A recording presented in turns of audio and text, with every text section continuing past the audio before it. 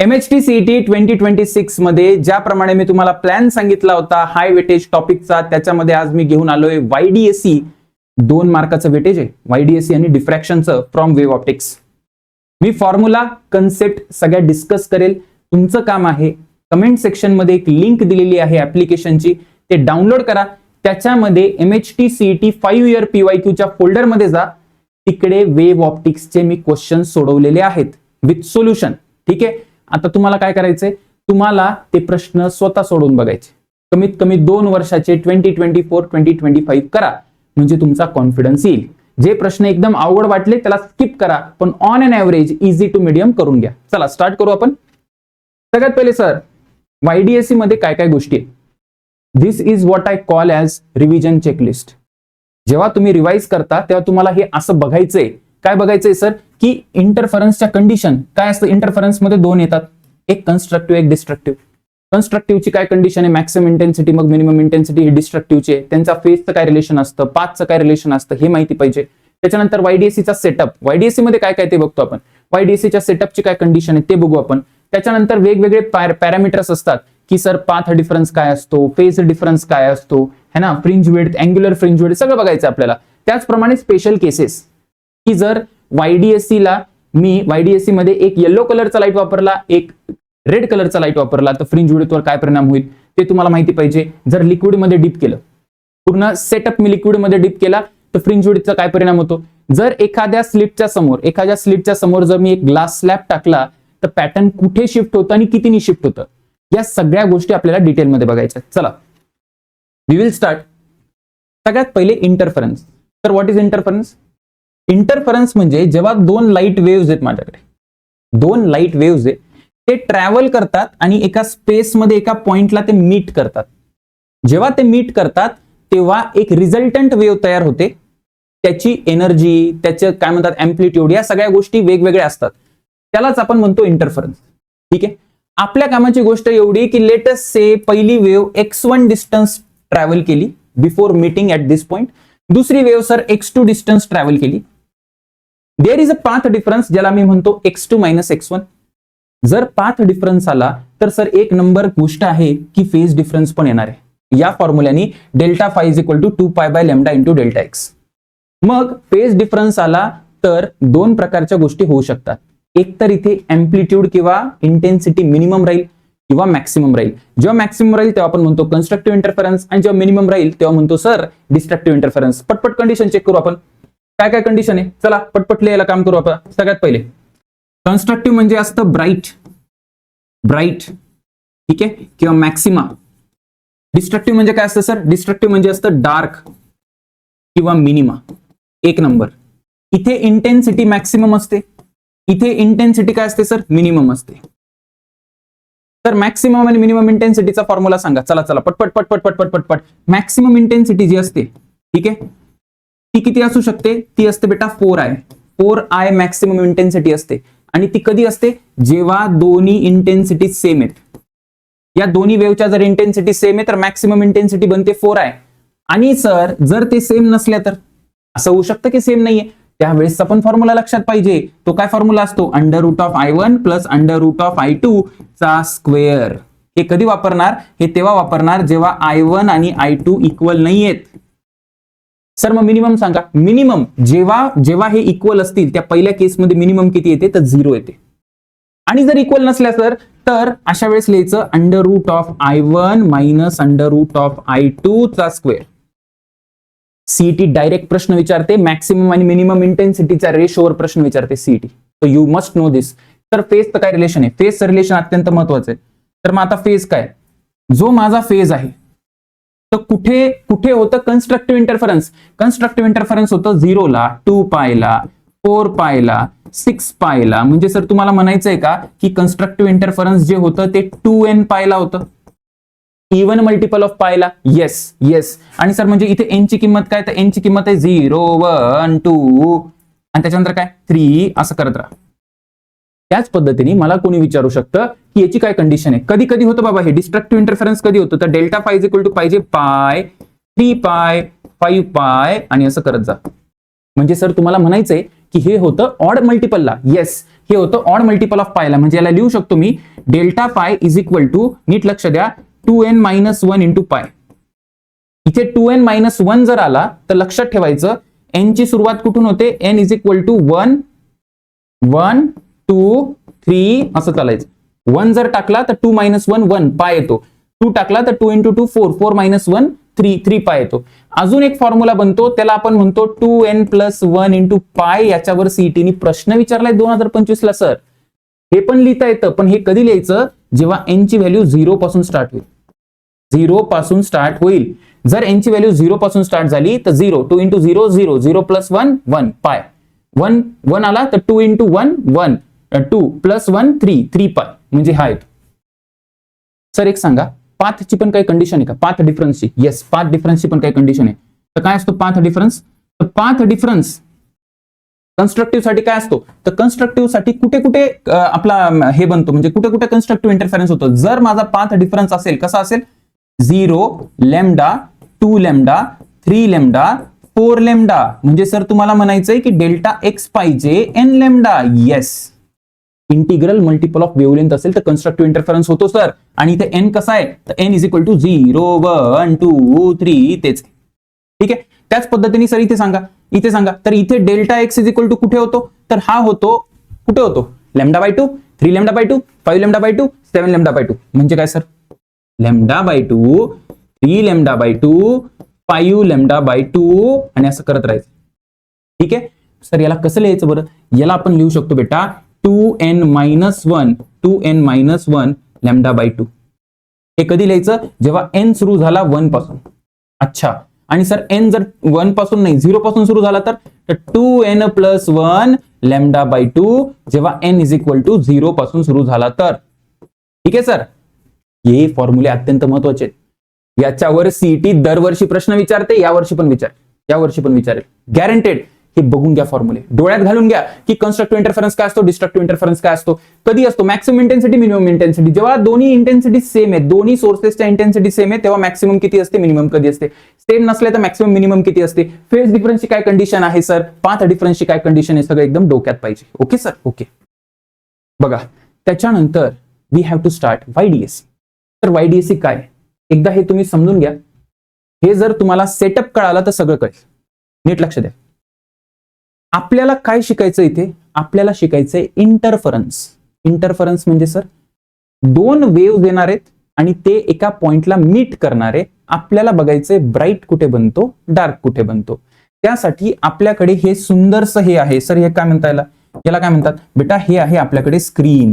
काय सर, हे स्क्रीन, याच्यावर होणार आहे त्या फ्रिंजेस फॉर्म. अच्छा सर, आणि सर हे काय, तर आपल्याकडे एक सोर्स आहे, सोर्स ऑफ लाईट आहे. अच्छा, आणि या सोर्सची कंडिशन आहे बरं का सर, काय कंडिशन आहे बरं, या सोर्सची अशी कंडिशन आहे की मोनोक्रोमॅटिक पाहिजे. मोनोक्रोमॅटिक म्हणजे काय, सेम कलर अलाउड आहे. असं नाही होऊ शकत की इथून हिरवा आला इथून लाल आला, नाही, इथून सेम कलर पाहिजे, एकाच वेवलेंथचा लाईट पाहिजे. Are you getting it? Okay sir. दुसरी गोष्ट की जो सोर्स आहे ना तो कोहरंट पाहिजे. तर कोहरंट म्हणजे ज्याचा फेज डिफरन्स हा टाइम नुसार चेंज करत नाही, डिस्टन्स नुसार नाही. डिस्टन्स नुसार बघितलं ना आपण आता, ए बाबा डिस्टन्स नुसार तर चेंज करतोय, मी टाइम नुसार म्हणतो. ठीक आहे सर, ह्या दोन कंडिशन सीईटी विचारेल. अच्छा, मग सर हा लाईट येतो आणि हे मध्ये काय सर, हे मध्ये काय, तर बेटा हे आहे स्लिट. हे स्लिट आहे. स्लिट म्हणजे काय, आपण काय केलं, चीर, एक कार्डबोर्ड असतो, असा कार्डबोर्ड आहे, असा माझा हात दिसायला लागला, इथे माझ्या हाताला अशी चीर मारली आणि इकडे जर अशी चीर मारली तर हे बनतं स्लिट. याला आपण म्हणतो स्लिट. ठीक आहे, आणि अजून एक गोष्ट, या स्लिट विड्थ म्हणजे काय, ही किती मोठी ही स्लिट, त्याला आपण डब्ल्यूचं नाव दिले बघा, स्लिट विड्थ इज डब्ल्यू. त्याच्यानंतर या दोन स्लिट्स मधला जो डिस्टन्स आहे त्याला आपण म्हणतो separation between the slits. Question मध्ये दिसेल तुम्हाला. ठीक आहे, त्याच्यानंतर सर हा कॅपिटल डी काय, कॅपिटल डी म्हणजे या स्लिट्सचे बाजू आणि हे जे स्क्रीन आहे त्यांच्यामधला डिस्टन्स. ओके सर, हे झालं. आता काय होतं नीट लक्ष द्या. या सोर्स मधून लाईट असा येतो आणि इकडून लाईट असा येतो. ठीक आहे, आता काय होतं, आपल्याला अपेक्षा काय असते की इथं आणि इथं असा light Java. If light is a ray, light जर रे किंवा पार्टिकल आहे तर असं होईल. पण लाईट काय वेव्ह आहे, वेव्ह म्हणजे लाईट कसा ट्रॅव्हल करतो सर, लाईट असा जर तुम्हाला दिसतोय ना तर तो ऍक्च्युअल मध्ये असा ट्रॅव्हल करतो, हे असा वेव्ह सारखा ट्रॅव्हल करतो, म्हणजे हा पण असा वेव्ह सारखा ट्रॅव्हल करतो. म्हणजे हे दोन्ही जेव्हा जिथे मीट होतात ना तिथे होतं इंटरफरन्स. काय होतं सर, इंटरफरन्स. मग आता एक गोष्ट लक्षात ठेवायची, आपल्याला या सेंट्रल पॉइंट पासून, हा सेंट्रल पॉइंट आहे, सेंट्रल पॉइंट ज्याला मी म्हणतो ओ, त्याला काय म्हणू शकतो आपण सर, हा ओ पॉइंट आहे. या ओ पॉइंट पासून किती दूर ब्राईट आणि डार्क फ्रिंजेस बनतात, कन्स्ट्रक्टिव्ह आणि डिस्ट्रक्टिव्ह होतं हे बघायचं. ठीक आहे, ओके सर. आता एक गोष्ट लक्षात ठेवा, हा जो लाईट आला हा असा गेला, सपोज या पॉइंटला बघायचं आपल्याला. ठीक आहे, आता हा जो इकडून लाईट आला, इकडून जो लाईट आला, सपोज तो असा इथून पास झाला, असा पास झाला. ठीक आहे, आता जर तुम्ही बघितलं तर या पॉइंटला जर मला मेजर करायचं आहे तर मला या दोघांमधला पाथ डिफरन्स माहिती पाहिजे, कारण पाथ डिफरन्स असला तर फेज डिफरन्स कळतो, फेज डिफरन्स असला तर मग इंटेन्सिटी कॅल्क्युलेट करता येईल, बरोबर ना. मग आता सर हा डिस्टन्स बघा तुम्ही, हा डिस्टन्स आणि हा डिस्टन्स सेम आहे, बरोबर आहे ना. हा वाला जो डिस्टन्स आहे ना हा ऍडिशनल डिस्टन्स आहे, हा ऍडिशनल डिस्टन्स आहे. या डिस्टन्सला आपण म्हणतो डेल्टा एक्स. डेल्टा एक्स म्हणजे पाथ डिफरन्स, पाथ डिफरन्स. निश्चितपणे हा जो खालचा रे आहे किंवा खालची जी वेव्ह आहे ती जास्त चालली आहे कितीनी, डेल्टा एक्स नी चालली. आणि हा जो डेल्टा एक्स असतो त्याची व्हॅल्यू तुम्हाला लक्षात ठेवायची D sine theta. D sine theta, D म्हणजे काय सर, हा छोटा डी, हा छोटा डी. सर साइन थिटा कुठला थिटा, तर याच्या सेंटर पासून, या स्लिटच्या सेंटर पासून मी एक अशी एक लाईन ड्रॉ केली इथे या पॉइंटला, आणि हा जो हॉरिझॉन्टल बरोबर अँगल असतो त्याला आपण थिटा म्हणतो. ठीक आहे, हे डायरेक्ट पाठ करायचंय, कारण की हा अँगल खूप छोटा आहे. जेव्हा अँगल छोटा असतो तेव्हा मी म्हणू शकतो की साइन थिटा आणि टॅन थिटा सेम आहे सर. आणि जर तुम्हाला या ट्रायंगल मधून दिसत असेल, या सुंदरशा ट्रायंगल मधून, की टॅन थिटा किती आहे, तर टॅन थिटा पाहिजे Y upon D. Y upon D म्हणजे टॅन थिटा जागी मी टाकलं वाय अपॉन कॅपिटल डी. याचा अर्थ माझ्याकडे एक गोष्ट आली, मला हा स्मॉल वाय पाहिजे, मला लोकेशन पाहिजे, लोकेशन कोणाचं सर, मॅक्सिमा आणि मिनिमाचं. म्हणजे मला स्मॉल वाय जर मिळाला, स्मॉल वाय किती आला सर, स्मॉल वाय आला capital D delta x by d. Small y is equal to capital D delta x by small d. ठीक आहे, ठीक आहे सर, ठीक आहे. आपल्याला पाथ डिफरन्स मिळाला, पाथ डिफरन्स वरून सगळ्या गोष्टी झाल्या. आता इथपर्यंत फक्त तुम्हाला लक्षात ठेवायचं, मला ही जी लोकेशन कळेल ती केव्हा कळेल, ती तेव्हा कळेल सर जेव्हा तुम्हाला डेल्टा एक्स माहिती असेल. डेल्टा एक्स माहिती असेल. डेल्टा एक्स काय, पाथ डिफरन्स आहे. आता ऐक, आता ऐक, तुला एक गोष्ट माहिती आहे, ब्राईट फ्रिंज केव्हा बनते, तर ब्राईट फ्रिंज तेव्हा बनेल जेव्हा कन्स्ट्रक्टिव्ह इंटरफरन्स होईल, बरोबर आहे ना. कन्स्ट्रक्टिव्ह इंटरफरन्स होईल.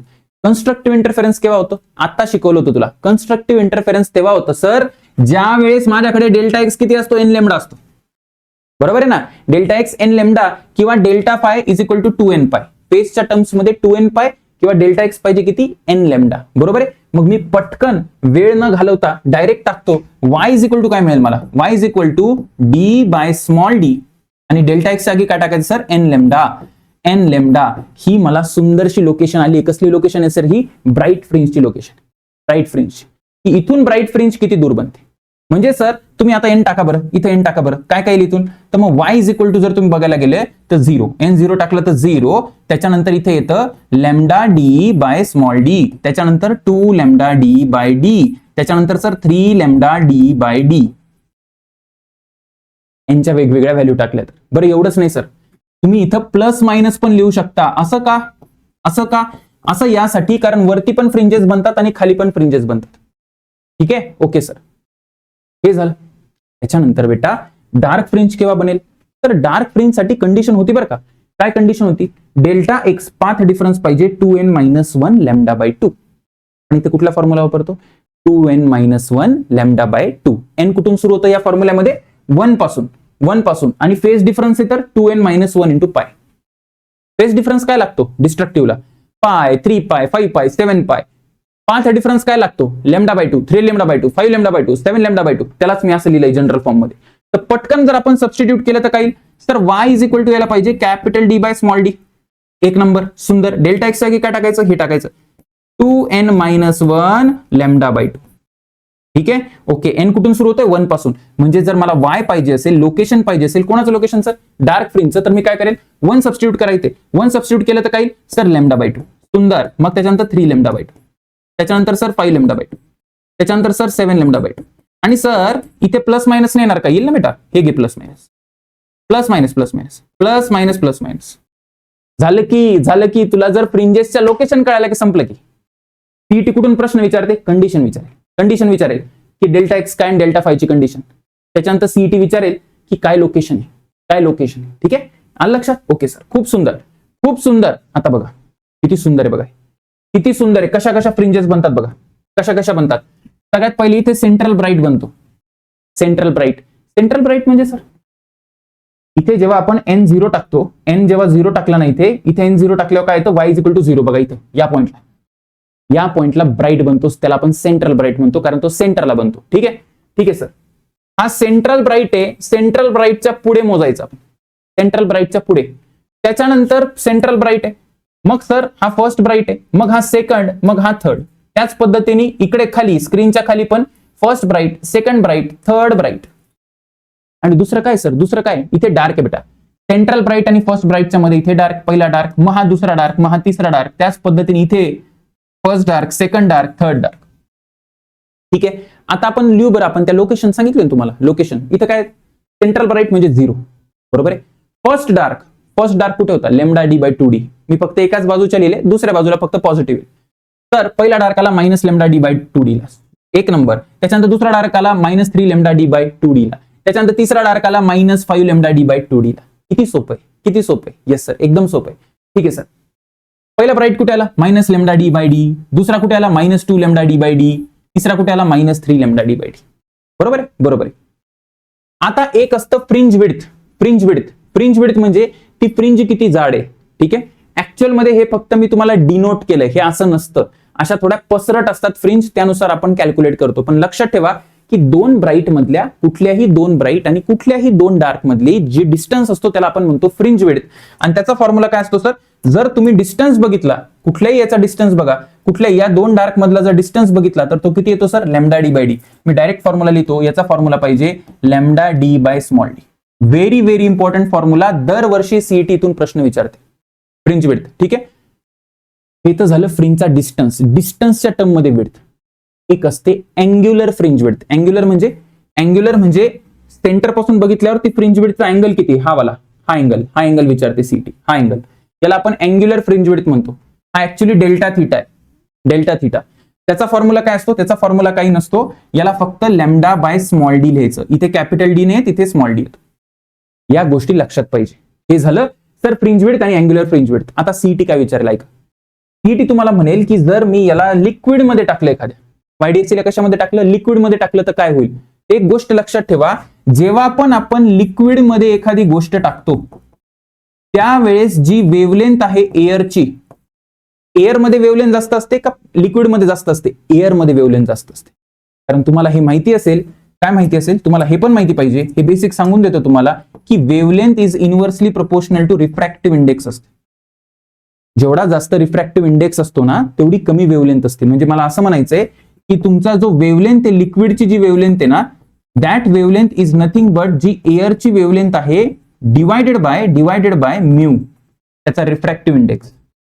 म्हणजे सर इथे वेव्हलेंथ कमी झाली ना, लिक्विडमध्ये डिप केलं वेव्हलेंथ कमी झाली. जर वेव्हलेंथ कमी झाली, इकडे बघा, वेव्हलेंथ जर कमी झाली तर fringe width is directly proportional to wavelength.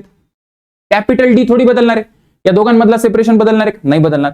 तर स्मॉल डी बदलणार आहे का? नाही बदलणार. काय बदललं? फक्त लॅम्डा. तर मी म्हणतो की जो बीटा आहे माझा लिक्विडचा जो बीटा आहे, that is beta air divided by mu. ठीक आहे. म्हणजे काय झालं सर? म्हणजे फ्रिंजेस जवळ आल्या. लिक्विडमध्ये डिप केल्यानंतर हे फ्रिंजेस जवळ आल्या, कारण माझी लिक्विडची जी फ्रिंज विड्थ ती काय झाली सर? कमी झाली. लक्षात ठेवा, सीईटी विचारेल. त्याच्यानंतर YDSC फॉर डिफरंट कलर बदलला तर काय? मला एक गोष्ट माहिती होती की जो माझा बीटा आहे that is directly proportional to wavelength. बरोबर आहे. आणि सर तुम्ही मला एक सांगा, हे माहिती आहे का तुला की रेड कलरचा जो वेव्हलेंथ आहे that is greater than violet colour? 1 number sir, 1 number. ठीक आहे ना.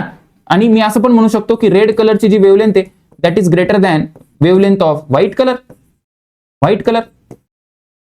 सीईटी व्हाईट वापरते. व्हाईट म्हणजे काय? व्हाईट म्हणजे सगळे कलर, त्याच्यामध्ये सगळे कलर, रेड आहे, व्हायलेट आहे, इंडिगो आहे, ब्लू आहे, सगळे. मग रेडची वेव्हलेंथ सगळ्यात जास्त आहे. याचा अर्थ रेड वाल्या ज्या फ्रिंजेस असतील ना सर, त्या फ्रिंजेस दूर असतील. दूर म्हणजे दूर इन द सेन्स जाड असतील, मोठ्या असतील. म्हणजे मी म्हणू शकतो की जो फ्रिंज विड्थ आहे कोणाचा सर? रेडचा, तो जास्त असेल कोणापेक्षा sir? Fringe width of violet. दरवर्षी सीईटी प्रश्न विचारते. एक गोष्ट लक्षात ठेवा, मी जेव्हा डिफरंट कलर म्हणतोय, डिफरंट कलर म्हणजे पहिल्यांदा तुम्ही काय करा, पहिल्यांदा व्हायलेट कलर टाकायचं, व्हायलेट कलर टाका. असं नाही करायचं का हा व्हायलेट आणि हा रेड, हे अलाउड नाहीये, हे अलाउड नाहीये. पहिल्यांदा व्हायलेट, नंतर पूर्ण, नंतर दुसऱ्यांदा रेड. म्हणजे दुसऱ्यांदा कसं दिसेल? दुसऱ्यांदा असं दिसेल. हे ठीक आहे. सीईटी कारण प्रश्न विचारलाय सीईटीने. सीईटी म्हटलीये की एक बाबा इकडे ब्ल्यू फिल्टर लावलं आणि इथं ग्रीन फिल्टर लावलं, म्हणजे इकडून एक ब्लू पास कर आणि इकडून ग्रीन पास कर. काय मिळेल? काहीच मिळणार नाही, काहीच मिळणार नाही, होतच नाही इंटरफरन्स. इंटरफरन्सला मोनोक्रोमॅटिक पाहिजे. काय पाहिजे सर? मोनोक्रोमॅटिक. शाबास, एक नंबर, एक नंबर. पुढचं व्हेरिएशन आहे की सर ही जी स्लिट विड्थ आहे ना, स्लिट विड्थ, ही जी पट आहे ती पट, ती स्लिट विड्थ जनरली इक्वल असते. काही दिलं नाही ना बेटा, तर जनरली काय असते सर? इक्वल असते. म्हणजे मला असं म्हणायचंय की जर हे W1 is equal to W2 असलं ना, तर इंटेन्सिटी सेम असते. काय असते सर? इंटेन्सिटी सेम असते. ही जी फट आहे, ती जी फट, ही जी लेंथ आहे, हे दोन्ही जर सेम असले ना, तर इंटेन्सिटी सेम असते या लाईटची. बरोबर आहे? याचा अर्थ जर इंटेन्सिटी सेम आहे तर मला मॅक्सिमम इंटेन्सिटी किती? मॅक्सिमम इंटेन्सिटी येईल सर 4 आहे. आणि मिनिमम इंटेन्सिटी किती अशा वेळेस? सर मिनिमम इंटेन्सिटी येईल 0. याचा अर्थ मला पूर्ण ब्राईट सीईटी विचारते रे बाबा, पूर्ण ब्राईट आणि पूर्ण डार्क फ्रिंजेस दिसतात, पूर्ण डार्क फ्रिंजेस दिसतात. पण जर आपण असं केलं तर, वेगवेगळ्या विड्थ घेतल्या तर, जर विड्थ बदलली तर W1 is not equal to W2. तर अशा वेळेस लक्षात ठेवायचं, काय लक्षात ठेवायचं सर? तुम्ही हे लक्षात ठेवा की जी तुमची इंटेन्सिटी आहे, जो तुमच्या विड्थचा रेशो असतो, किंवा जर तुम्हाला इंटेन्सिटीचा रेशो पाहिजे, इंटेन्सिटीचा जर रेशो पाहिजे I1/I2, तर तो रेशो असतो जो विड्थचा रेशो असतो. विड्थचा, ज्याची विड्थ जास्त त्याची इंटेन्सिटी जास्त लाईटची. हे जेवढं मोठं तेवढा जास्त लाईट पास होईल, म्हणजे त्याची इंटेन्सिटी जास्त आहे. बरोबर? म्हणजे इथे जो मला मॅक्सिमम मिळणार आहे, जी मॅक्सिमम इंटेन्सिटी मिळेल ती काय मिळेल सर? ती मिळेल बेटा √I1 plus √I2, √I1 plus √I2 चा स्क्वेअर. आणि जी मिनिमम मिळणार आहे ना सर, मिनिमम ती किती मिळते? ती मिळते √I1 मायनस √I2 चा स्क्वेअर. याचा अर्थ इथे डार्क, पूर्ण डार्क आणि पूर्ण ब्राईट बनत नाही. म्हणजे ब्राईट तर बनतं ठीक आहे, पण पूर्ण डार्क बनत नाही. का सर? कारण I1 आणि I2 इक्वल नाही, कारण W1 W2 इक्वल नाही, म्हणून हे 0 नसतं. I mean is not 0. इथे I मीन जे आहे ना बेटा, I मीन इज नॉट 0. याचा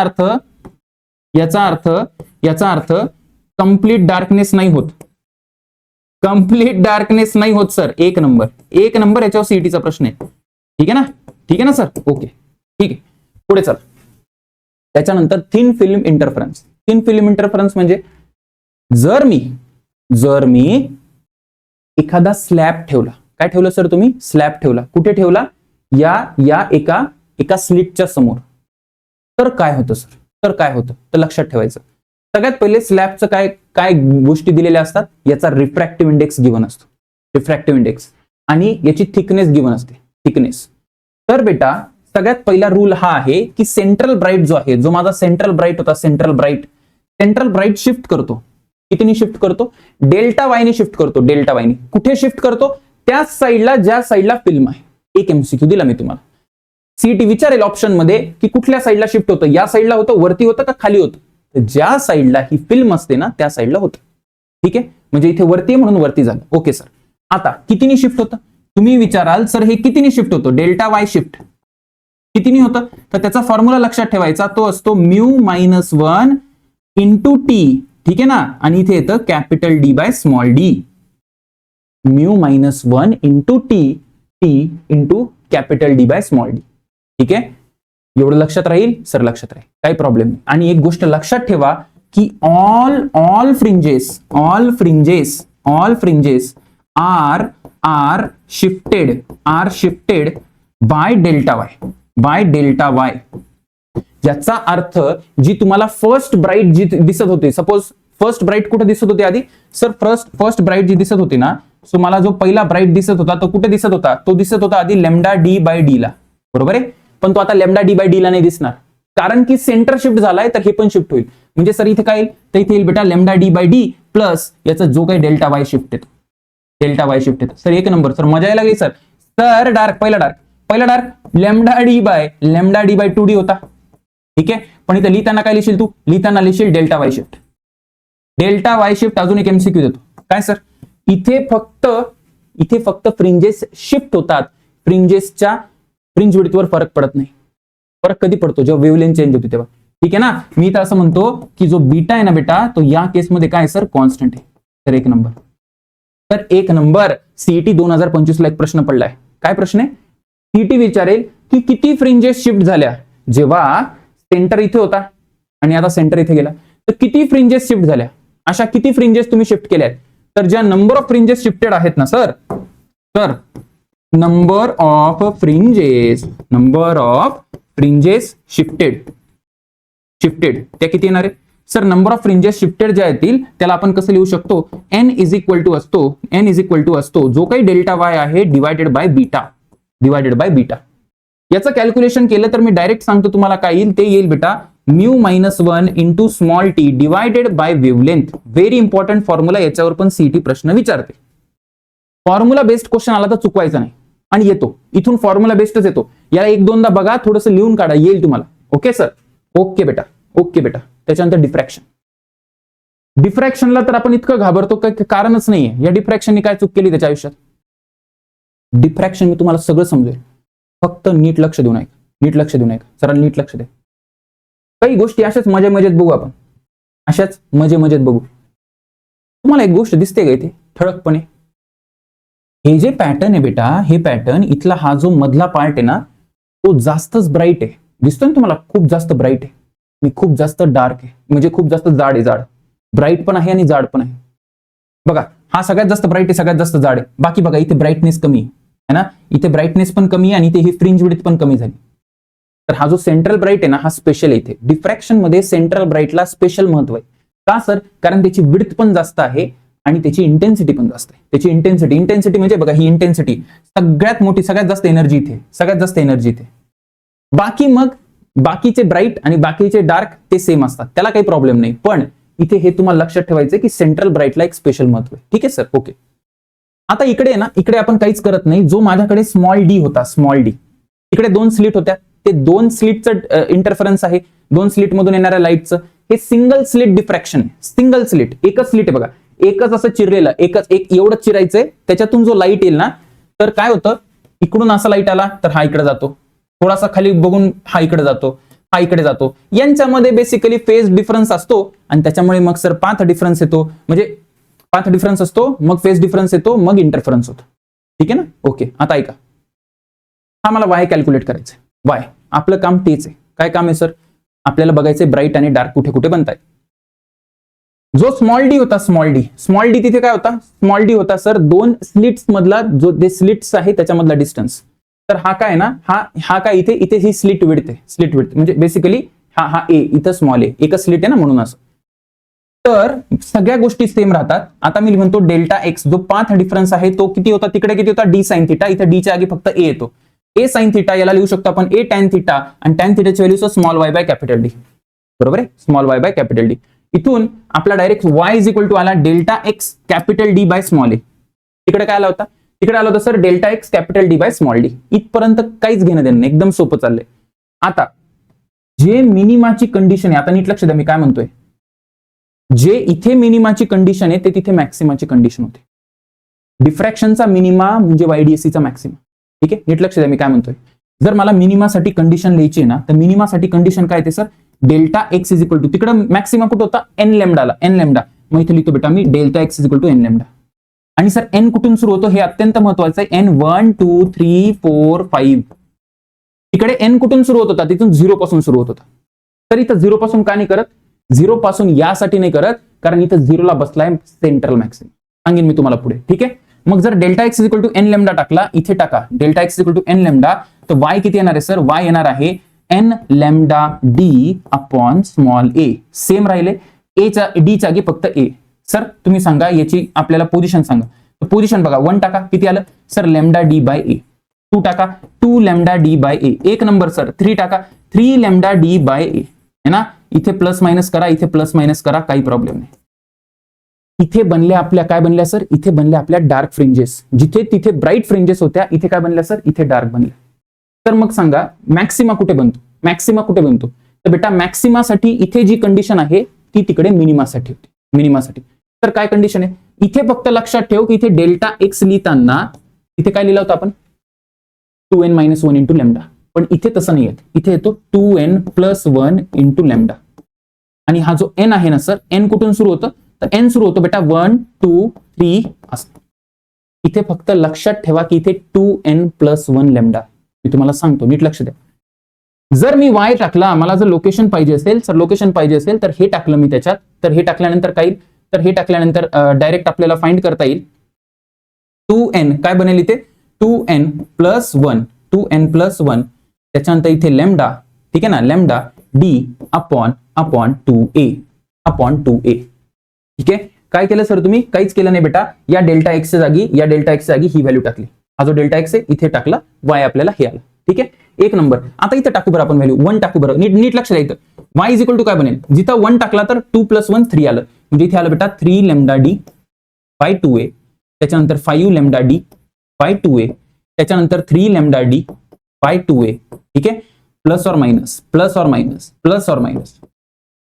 म्हणजे सर तिकडे एक गोष्ट सांगा, तिकडे जो आपला मिनिमा सुरू झाला होता तो कुठून झाला होता? लॅम्डा d बाय 2d पासून. इथे 3/2 लॅम्डा d 3/2 पासून सुरू झालाय. असं का? असं यासाठी इथे जो मॅक्सिमा सुरू झालाय तो 3/2 पासून झालाय. असं यासाठी कारण की हा बाबा मध्ये बसलाय. कोण आहे सर? हा आहे बेटा सेंट्रल मॅक्सिमम. सेंट्रल मॅक्सिमम मुळे या सगळ्या गोष्टी इकडे तिकडे होतात. मग कसं मी तुम्हाला नीट सांगतो बघा, नीट लक्ष द्या. ही डायग्राम एकदम केअरफुली बघा. पहिले माझा पहिला डार्क बनेल. बघा कुठे आहे सर पहिला डार्क कुठे? बघा लॅम्डा d बाय a.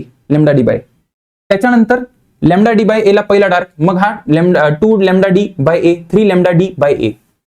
हे असे डार्क बनत जातात. सर ब्राईट कुठे? पहिला ब्राईट कुठे आला?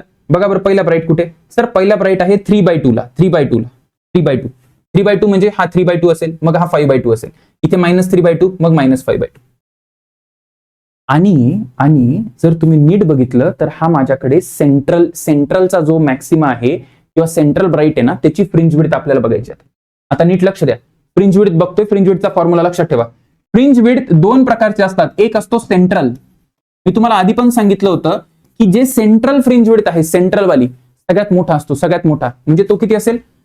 Lambda d upon small d. नाही, इथे a लिहायचा. हे तर नॉर्मल होतं. बस इथे 2 येतो. सेंट्रल जी आहे ती 2 टाइम्स असते. कोणापेक्षा? हे ऑर्डिनरी पेक्षा. हे बाकीच्या जे आहेत ना, सेकंड डार्क, थर्ड डार्क मधल्या किंवा फर्स्ट ब्राईट, सेकंड ब्राईट मधल्या बाकीचे जे आहे ना, त्याला मी बीटा म्हणतो. नॉर्मल बीटा तो तेवढाच राहतो, काही फरक पडत नाही. ठीक आहे सर. अँग्युलर फ्रिंज विड्थ पण जी सेंट्रलची असते, सेंट्रलची ती किती असायला पाहिजे? ती दुप्पट असायला पाहिजे. म्हणजे इथे लिहितो मी 2 लॅम्डा बाय a. इथे कॅपिटल D नसतो अँग्युलर फ्रिंज विड्थला, तुम्हाला माहिती आहे बरोबर. आणि इथे किती असतो सर? इथे जर डेल्टा थीटा मी नॉर्मल लिहिला तर इथे असेल बेटा लॅम्डा बाय. हे लक्षात ठेवायचं. ठीक आहे. आता बघा इकडे मी तुम्हाला सगळे एक्सप्लेन केले. कन्फ्युजन व्हायला नको. पहिला डार्क कुठे बनला? Lambda d by a. दुसरा डार्क कुठे बनला? 2 लॅम्डा d बाय a. तिसरा कुठे बनला? 3 लॅम्डा d बाय a ला. बरोबर आहे. पहिला ब्राईट सर 3/2 ला, मग 5/2 ला, मग -3/2 ला, मग -5/2 ला, मग -7/2. आता हा जो मध्ये आहे ना, पहिल्या डार्कच्या मध्ये पहिला डार्क जो वरती बनला आणि पहिला डार्क जो खाली बनला त्याच्यामध्ये कोण आहे सर? त्याच्यामध्ये आहे हा सेंट्रल ब्राईट. आहे. सेंट्रल ब्राईटची ही जी फ्रिंज विड्थ आहे ती किती आहे? 2 लॅम्डा d बाय a. आता बघितली. ठीक आहे. आणि हे जे बाकी आहे बघा, आता एक गोष्ट लक्षात ठेवा. सीटी कसा शब्द वापरेल? सीटी तुम्हाला म्हणेल फर्स्ट ब्राईट कुठे बनतो? फर्स्ट ब्राईट म्हणजे हा पकडायचा, हा नाही पकडायचा. सेंटरला हात लावायचा नाही. ते स्पेसिफिक शब्द वापरतील. सेंट्रल तेव्हाच करायचा. किंवा याला कधी कधी ते असंही म्हणतात. काय म्हणतात सर याला म्हणतात फर्स्ट सेकंडरी ब्राईट. फर्स्ट सेकंडरीचा अर्थ काय? हा प्रायमरी आहे, हा सगळ्यात मुख्य आहे, याला खूप भाव आहे. ठीक आहे ना. पण हा सेकंडरी म्हणजे हा प्रायमरी आहे. त्याच्यानंतर सेकंडरी म्हणजे बाकीचे, त्याच्यामध्ये हा पहिला येतो.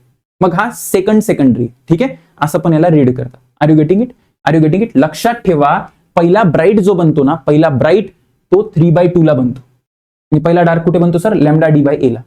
कारण इथे मध्ये कोणीच येऊ शकत नाही, कारण सेंट्रल बाबा बसलाय. फक्त एवढं लक्षात ठेवा, इथे जे मिनिमम आहे ते तिथे मॅक्सिमम आहे सर, आणि इथे जे मॅक्सिमम आहे ते तिथे मिनिमम आहे.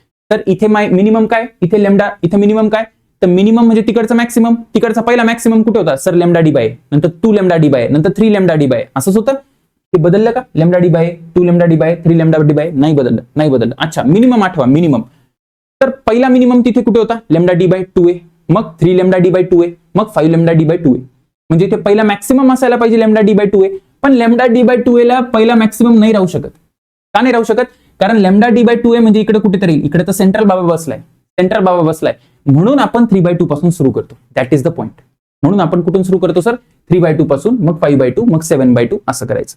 R you getting it? Okay sir. हे डिफरन्सेस सीईटी विचारते दरवेळेस डिफरन्सेस विचारते, म्हणून तुम्ही हे लक्षात ठेवा. काय याच्यात मॅक्सिमा YDSC मध्ये कुठे असतो, काय फॉर्म्युला आहे मॅक्सिमाचा, n lambda D by d. ठीक आहे, n कुठून सुरू होतो सर, n सुरू होतो 0 पासून. बघा, n 0 पासून सुरू होतो. आता जो इकडे मॅक्सिमा आहे तो इकडे मिनिमा आहे, डिफ्रॅक्शनला मिनिमा आहे. ठीक आहे ना, मग सर डिफ्रॅक्शनला आता हा मॅक्सिमा बघा आणि हा मिनिमा बघा, हा मिनिमा मॅच झाला का, डिफ्रॅक्शनचा minima n lambda D by A, फक्त इथं n1 पासून सुरू होतो. ठीक आहे ना, 0 ला जाऊ शकत नाही कारण ते सेंट्रल बाबा बसलाय. ठीक आहे सर, आता मिनिमा याचा मिनिमा काय असतो, हा फॉर्म्युला आपल्याला माहिती आता डिस्कस केला. तर ह्याचा जो मिनिमा आहे तो याचा मॅक्सिमा आहे, फक्त इथे n-1 च्या ऐवजी n+1. हे फॉर्म्युला सगळे नीट करून घ्या. अँग्युलर फ्रिंज विड्थचं कंपॅरिझन आहे हे. सीईटी स्टेटमेंट मध्ये विचारते की YDSC मध्ये सगळ्यांची इंटेन्सिटी सेम असते का, सगळ्या ब्राईट्सची इंटेन्सिटी सेम असते का, येस, इंटेन्सिटी सेम असते, पण डिफ्रॅक्शन मध्ये सेंट्रल मॅक्सिममची इंटेन्सिटी पण जास्त असते आणि सेंट्रल मॅक्सची फ्रिंज विड्थ पण जास्त असते. Are you getting it? So that's it from my side. मी सगळ्या गोष्टी कव्हर केल्यात. आता मला अभ्यास करायचा आहे, क्वेश्चन सॉल्व्ह करायचे. काही डाऊट असेल तर कमेंट सेक्शन मध्ये विचारा, आणि पुढचा असा कुठला टॉपिक पाहिजे ते कमेंट करा. All the best.